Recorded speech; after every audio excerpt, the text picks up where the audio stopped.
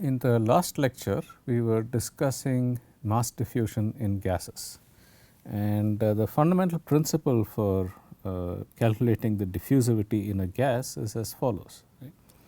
If we consider diffusion between two chambers, okay, one of which has molecules of one type, okay, and the other has molecules of the other type, okay, and if you look at some surface between these two chambers, and you open the separation between the chambers at time t is equal to 0, and then the concentrations of the two species will equalize between the two chambers. For now, we had assumed that the masses, molecular masses are the same, so that there is no center of mass motion. And the fundamental principle was that at any surface, the molecules that are traveling downwards are traveling from of the order of 1 microscopic scale above the surface. The molecules that are traveling from below to above are traveling at from a distance which is approximately 1 molecular scale below the surface. Okay. In this case, for gases, the molecular scale is the mean free path. Therefore, the molecules that travel downwards travel from a location that is approximately 1 mean free path above the surface. The molecules that travel upward travel from a distance that is approximately 1 mean free path below the surface, and the concentration at these two locations are different. Okay, the concentrations at these two locations are different, and because of that, there is a difference in the flux of the solute molecule traveling downwards and upwards. And this difference in the flux between the molecules traveling downwards and upwards causes a different a net flux of molecules. We calculated this flux by actually considering the average concentration of the molecules traveling downwards and upwards, and expanding that in a Taylor series in the microscopic scale, which in this case is the mean free path. The flux of molecules is proportional to the velocity perpendicular to the surface times the concentration, okay, at a location about 1 mean free path above the surface, and similarly for the flux of molecules going from below to above. And the normal velocity will be proportional to the root mean square molecular fluctuating velocity. And because of that, you will get a net flux which is equal to a constant times the root mean square velocity times the mean free path times the gradient in the concentration, the spatial derivative of the concentration with respect to the direction perpendicular to the surface, or the gradient in the concentration across that surface. And this prefactor from Fick's law is the diffusion coefficient, and in gases it is always proportional to the product of the root mean square fluctuating velocity and the mean free path. We had estimated the root mean square fluctuating velocity in a gas at room temperature from the equipartition condition that there is half kBt of energy in each translational mode. Okay. So, based upon the molecular mass and the temperature, we got the molecular fluctuating velocity as about 2000 meters per second for hydrogen and about 500 meters per second for oxygen. This is comparable to the speed of sound in these materials, about 1300 meters per second for hydrogen and about 330 meters per second in air. Okay, the speed of sound in air is approximately 330 meters per second. That is one part of the diffusion coefficient, the root mean square fluctuating velocity. We calculated the other part as well, the mean free path, the distance a molecule travels between collisions. We had calculated that by considering the cylindrical volume traced out by a molecule as it travels through the gas and the number of second molecules that are present within the cylindrical volume. Okay. Obviously, as the molecule travels a longer and longer distance, the volume keeps increasing, and the probability of finding a second molecule would center within this volume so that their surfaces touch, that probability increases. When that probability is approximately 1, the distance travelled is the mean free path. and we had actually calculated this mean free path, okay, from the number of second molecules, and that mean free path was proportional to the inverse of the number density of molecules, number per unit volume, times the square of the diameter, okay, and you can verify that this has dimensions of length, because the number density has dimensions of number per volume. And we had got some estimates for these, okay. The mean free path in gases for hydrogen is approximately 0.1 microns, and for oxygen and nitrogen is a little less than that, okay, because their diameter is larger.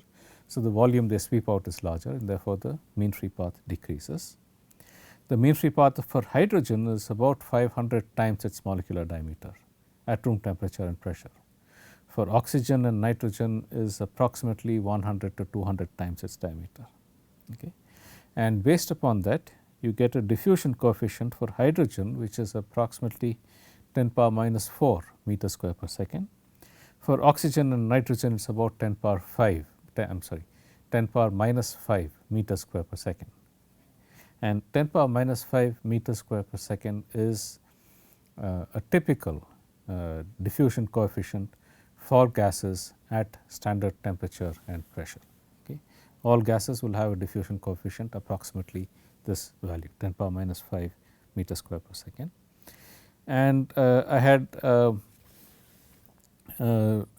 given you an expression from kinetic theory of gases for this diffusion coefficient, okay. And in this expression you can see that 1 over n d square is proportional to the mean free path, and this kT by m, okay, this entire term has dimensions of kT by m. kT by m, okay, kBT by m. kBT is an energy by mass has dimensions of L power 2 T power minus 2, and therefore, the square root of this has dimensions of velocity. So, it is a mean free path times a velocity, and I told you that using these typical numbers you can get close to the experimental values if you know what is the hard sphere molecular diameter of these gas molecules. I should note here that the hard sphere approximation is an approximation. Real molecules are not hard spheres. However, if we make this approximation, we can get, okay, actual estimates for these diffusion coefficients, okay, using simple dimensional analysis and simple ideas of the fluctuating velocity and the mean free path. Diffusion coefficient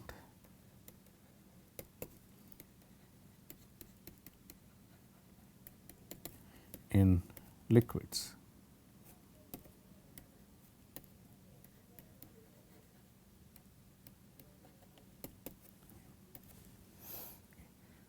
Fundamental difference between gases and liquids. In a liquid, all the molecules are separated by a distance that is comparable to the molecular diameter, okay.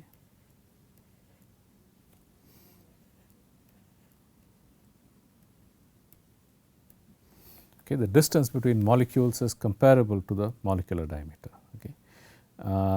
And the molecular diameter, as I said, for simple molecules was of the order of 2 to 3 angstroms, okay, 2 to 3.5 or 4 angstroms for molecules such as hydrogen, oxygen, nitrogen, water, and so on, okay. So, this microscopic distance in this case, okay, has to be about 2 to 3, or let me write that as 2 to 4.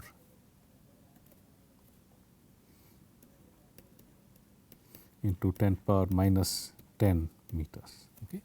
That is the microscopic scale, okay, for liquids. Now, as the root mean square fluctuating velocity of molecules in liquids is the same as that in gases, because for all substances equipartition does apply at equilibrium. There is half kT energy in each translational mode, which means that I will get approximately the same molecular velocity in liquids as I will get in gases, okay.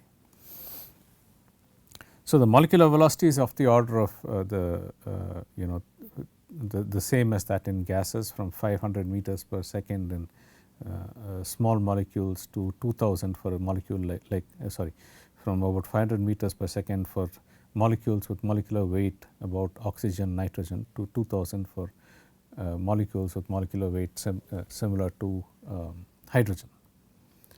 So, the VRMS is the same. Okay.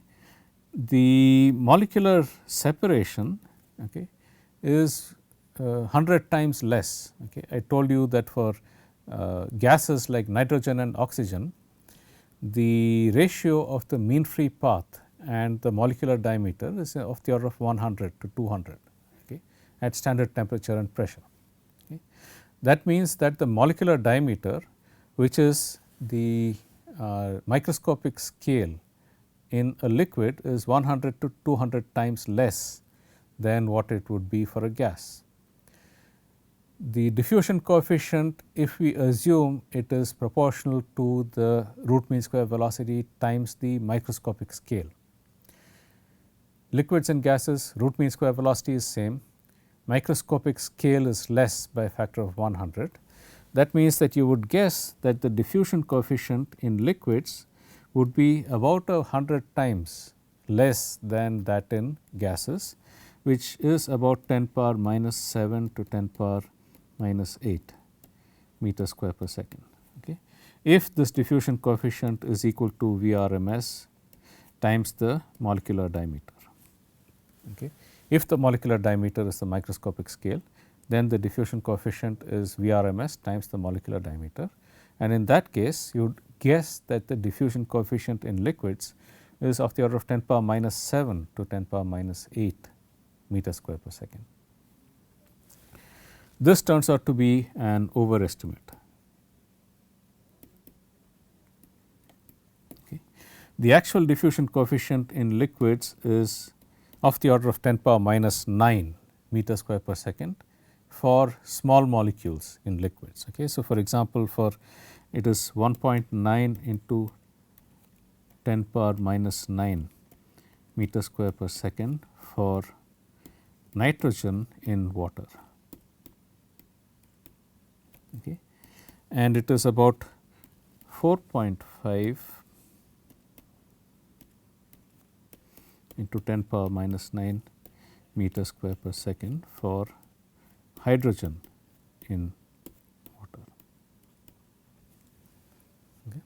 So, it is about a factor of 10 to 100 smaller than what you would expect if you used the product of the root mean square velocity and the microscopic scale. Okay. And for large molecules, the diffusion coefficient is even less. Okay. So, for example, it is 6.9 into 10 power minus 11 meters square per second for a molecule such as hemoglobin.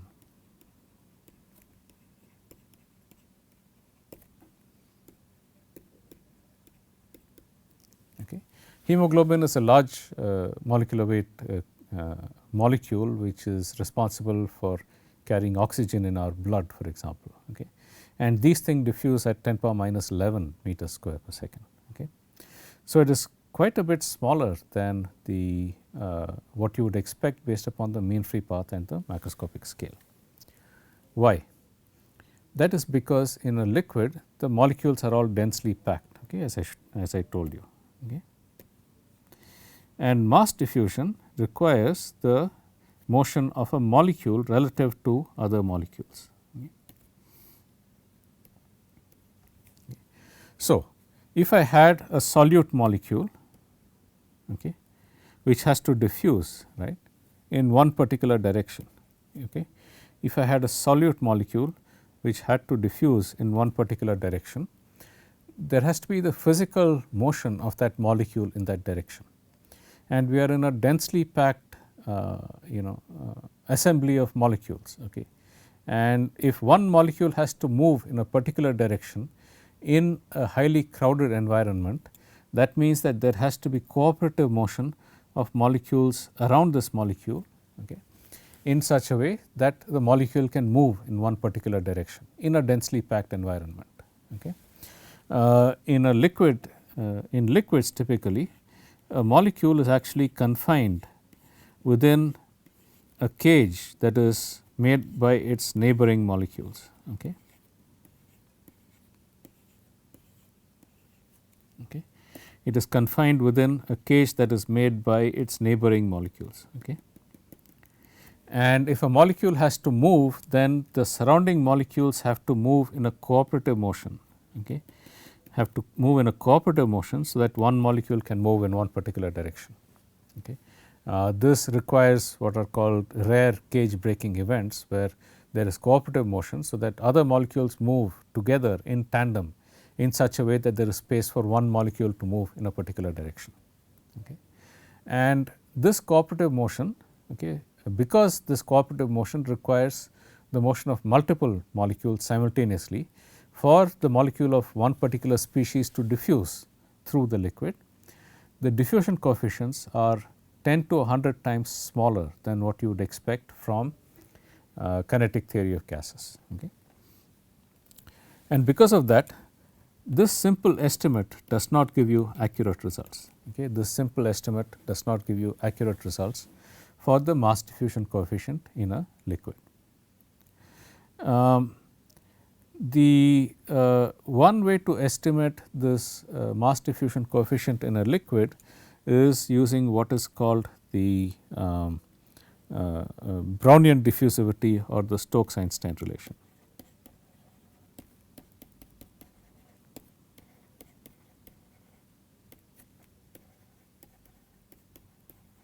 Okay, the Brownian diffusion coefficient or the Stokes-Einstein relation.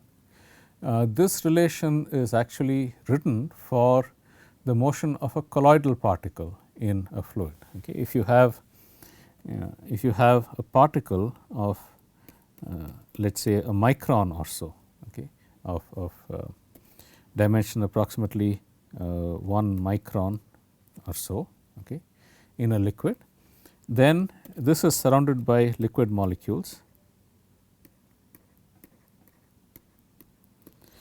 and this particle will undergo some random motion, okay, because it is because of forces exerted by the molecules of the liquid. Okay.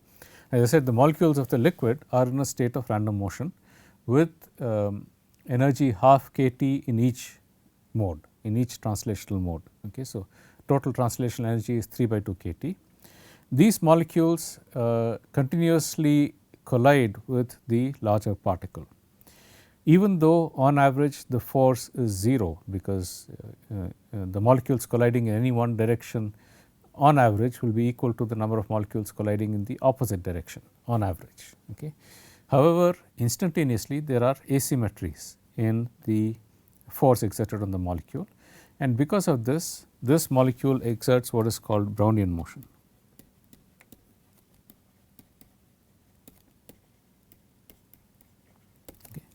This molecule exerts what is called Brownian motion, and the diffusion coefficient in for Brownian motion, okay, is equal to kBT by 3 pi mu d, okay, where d is the diameter of the particle. Okay, d is the diameter of the particle and mu is the viscosity of the liquid. If you recall, when we were doing dimensional analysis, I actually derived this for you. Okay. I had said that even though the molecule itself is on average, okay, does not have any preferred direction of motion. Right. If you look at the mean square displacement, okay, the square of the displacement from the origin, okay, the square of the displacement, and you plot that against time. Okay.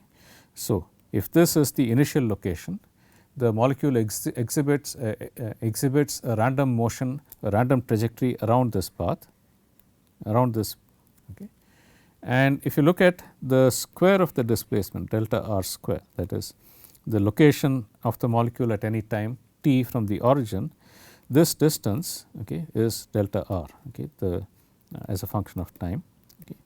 The distance that the molecule has travelled from its initial location at a time t is delta r. If I take the average of delta r, that will be 0, because the molecule has no preferred direction of motion. It moves, for example, with equal probability to the right as to the left. Okay. However, if I take the average of delta r square, that is non-zero, because delta r square is always positive whether it moves to the right or the left. Okay. That delta r square is non-zero, and that delta r square increases proportional to t. Okay.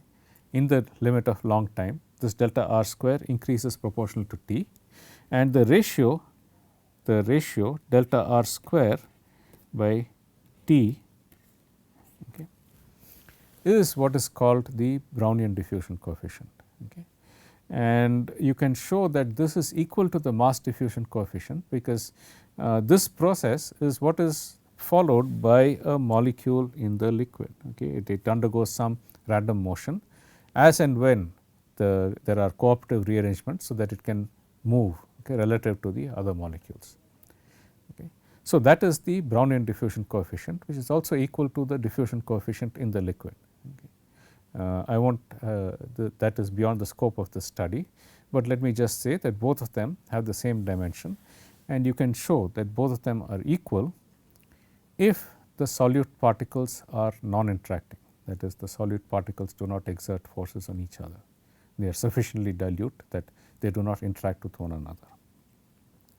If that is the case, then this Brownian diffusion coefficient is equal to the mass diffusion coefficient, and it is equal to kBT by 3 pi mu d. kBT is an energy, okay, the energy in the fluctuations of the molecules, and 3 pi mu times d is the, if you recall, the Stokes drag coefficient. Okay, the drag coefficient in the relationship between the drag force and the velocity. Okay. This expression for the Stokes-Einstein relation is strictly valid only when the particle that is diffusing is much larger than the molecules of the fluid. As I said, strictly speaking, it applies only when you have colloidal particles, let us say of a micron or so in diameter, in a fluid in which the molecules are much smaller. Okay, so that the molecules collectively exert a force on this particle. Okay. So, this is the Brownian diffusion coefficient for a Brownian particle. Okay. For a Brownian particle. Okay.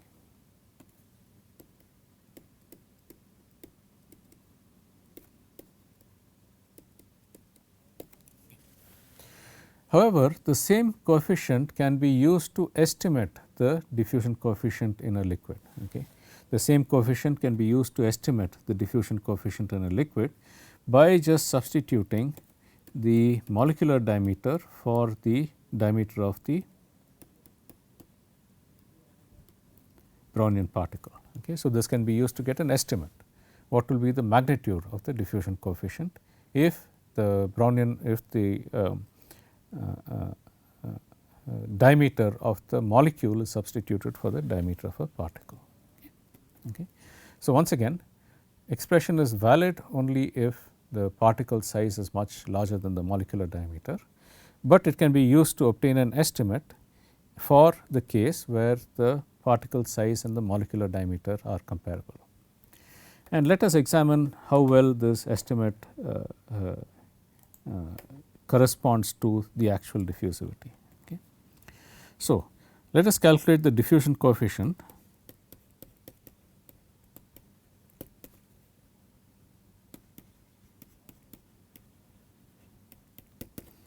of nitrogen. Okay.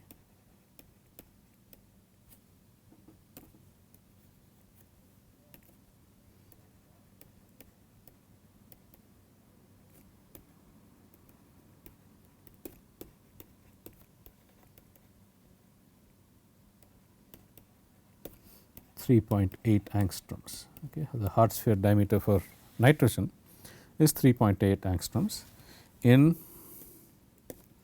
water at 300 Kelvin atmospheric pressure.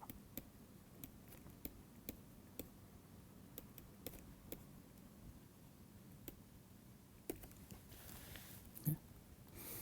So, how do you calculate it? Just substitute it into the formula. Okay. The diffusion coefficient is equal to kBT by 3 pi mu times d molecular. Okay. Kb 1.38 into 10 power minus 23 joules per Kelvin, Boltzmann constant. Okay.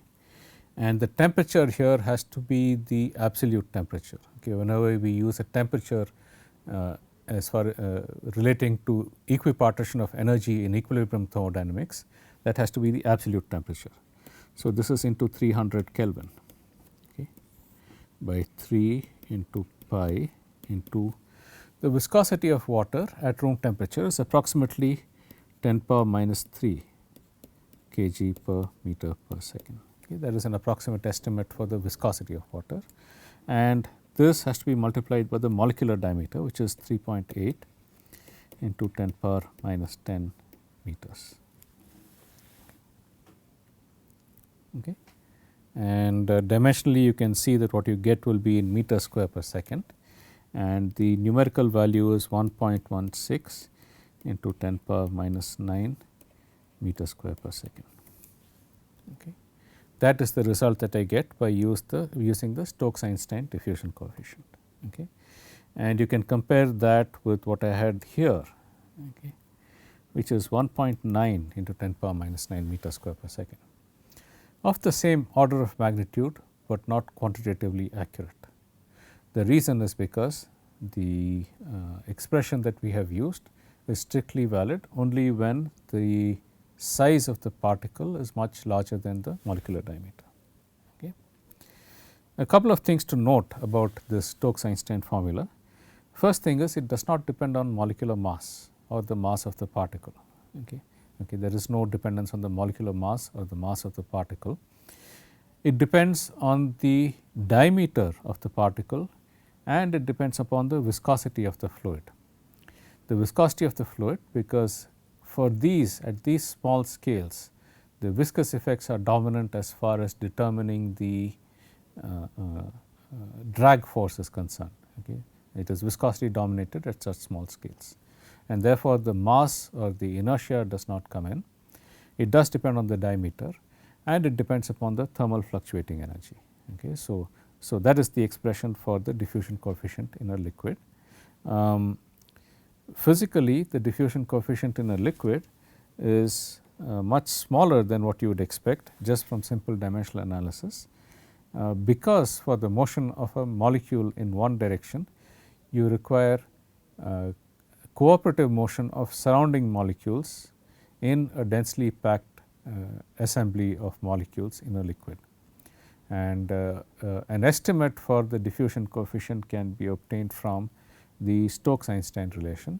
The Stokes-Einstein relation basically relates the diffusion coefficient to the ratio of the thermal energy and the drag coefficient in Stokes' law. The ratio of those two is the diffusion coefficient, the Brownian diffusion coefficient, the root mean square distance divided by time, and that is also the mass diffusion coefficient if you have non-attracting solute molecules, provided the size of the solute molecule is much larger than that of the solvent molecules, but it can also be used to obtain estimates when the sizes are comparable. So, this is a summary of mass diffusion in gases and liquids. In gases, we can get more exact dependence because the distance between molecules is large compared to the diameter. In liquids, that does not hold. Okay, we have to estimate it using relations like the Stokes-Einstein relation. So, here I have completed mass diffusion. In the next lecture, we will go on to examining momentum diffusion, thermal diffusion, and then we will go on to momentum diffusion. Okay. So, I will continue the thermal diffusion in the next lecture. Okay. I will see you in the next lecture.